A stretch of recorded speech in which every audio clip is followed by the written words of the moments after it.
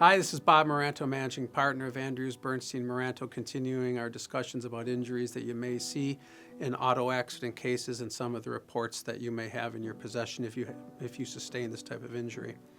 The last time we talked about stenosis, which is a narrowing of the foramen or of the spinal cord, the areas around them that can cause problems.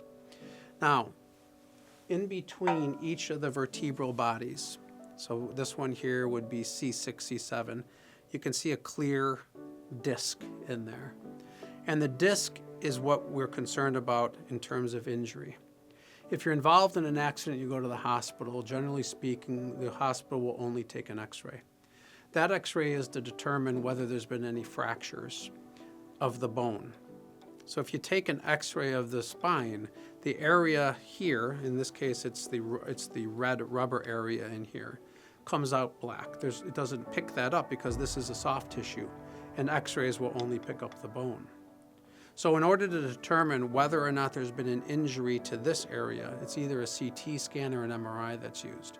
CT scans generally are not used because the MRI is a better diagnostic tool. So this right here is what we call the disc.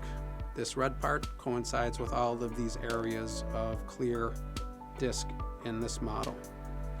And this disc is an important part of our spines. It's kind of our shock absorber. So as we walk, it compresses and becomes the body's shock absorber.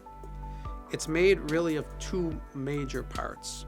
The outside is called the annulus, and the inside is called the nucleus pulposus. And this is like a jelly. It's a gelatinous material that compresses as you walk, as you put any types of pressure on your body.